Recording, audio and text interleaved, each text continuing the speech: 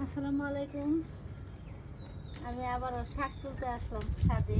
অনেক শাক হয়েছে। অসুস্থতার কারণে আমি এবার দেরি করে ফেলছি শাক তুলতে।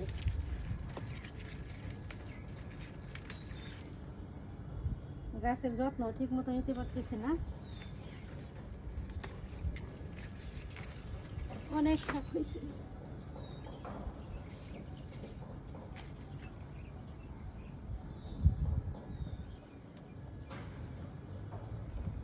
এই যে দেখেন, নারকেলি কচু বলে, এগুলা লাগাইছিলাম। ছোট কচু লাগানো হয়েছিল, তো এই যে কচু গাছগুলা কিন্তু অনেক বড় হয়েছে। আর হচ্ছে এখানে কিছু কি যেন বলে, কলমি শাক ডাটা লাগাইছিলাম। এগুলো মাসাল্লাহ কিছু হয়েছে। আমি এই ডুগাগুলা না নিয়ে যাবো, এই ডগাগুলা দিয়ে মাছ রান্না করব। আজকে রান্না বান্না কি করব আপনাদের সঙ্গে শেয়ার করব। দেখতে চাইলে সঙ্গেই থাকবেন। মিক্স শাক ভাজি করব, মিক্স শাক দিয়ে মাছ রান্না করব। অনেক মজার মজার খাবার রান্না করব আজকে। এই তো এই অল্প একটু কলমি শাক পাইলাম। আর হচ্ছে এই যে অল্প কিছু ডগা নিয়েছি, আর পাতাই বেশি নিয়েছি। এখনো কিন্তু অনেক শাক আছে, তো আজকে এত শাক তুলবো না। আজকে অল্পই নিলাম, আমার যতটুকু লাগবে আমি ততটুকুই নিলাম। দু একদিন আগে দেখলাম অনেক ছোট, মাশাল্লাহ দু একদিনে অনেক বড় হয়ে গেছে। মাশাল্লাহ দুইটা গাছে মিষ্টি কুমড়া ধরছে। এই যে আরেকটা। কদিন আগে যে ভিডিওতে দেখাইছিলাম ছোট ছোট অনেকগুলা হয়েছিল, তা সবগুলা বড় হয় নাই, মরে গেছে দু একটা।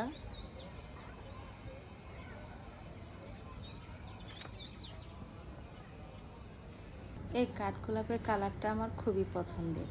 আর অসুস্থ হওয়ার পর যখন আমি ছাদে আসতে পারি নাই, তারপরও আমার যখন এই ফুলের কথা মনে হয়েছে, দেখতে চলে আসছি যে আমার এই কালারের ফুলটা ফুটছে কিনা। এই কালারটাও খুবই পছন্দের, সাদার মধ্যে হলুদ। এই গাছটা আগে থেকেই ফুটতেছে, অনেকগুলো ফুটছে।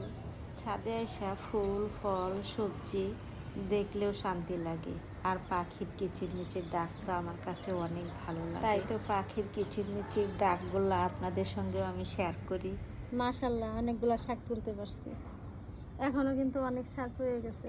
আজকে একবারে সব তুলবো না। শুরুতে আমি বলছি যে আমার যতটুকু লাগবে আমি ততটুকু তুলে নিব। তরকারি রান্না করবো আর শাক ভাজি। এই যে মিক্স শাকগুলো আমি কেটে নিয়েছি এভাবে, ভাজির শাকগুলো। আর যেগুলো রান্না করবো এগুলো একটু ডগা নিয়েছি। আর হচ্ছে ওই ডগাগুলো, কলমি শাকের ডগা, পুঁই শাকের ডগা, দু একটা পাতা মিক্স দিয়েছি। তাহলে চলেন দেখি আমি কি কি রান্না করব ওই শাক দিয়ে। এভাবে টাটকা টাটকা শাক তুলে সঙ্গে সঙ্গে রান্না করে খাওয়ার মজাই কিন্তু আলাদা। যেমনই হোক, নিজের হাতে করা বাগানের সবজি না, ঘ্রাণ এবং টেস্ট একটু অন্যরকম। আজকের মজার খাবারের মধ্যে হাঁসের ডিমও আছে। মিক্স শাকের ডগাগুলা দিয়ে কিন্তু আমি গুলশা মাছ রান্না করবো, আর এখানে কিছু গোড়া আলু মিক্স করে দিব। আবার এই পাশটায় শাক ভাজিটাও হয়ে গেছে। এক কড়াই শাক সেদ্ধ করলাম, আর কতটুকু হয়ে গেল। শাকটা একটা কড়াই সেদ্ধ করে আরেকটার মধ্যে ভাজি করে নিলাম।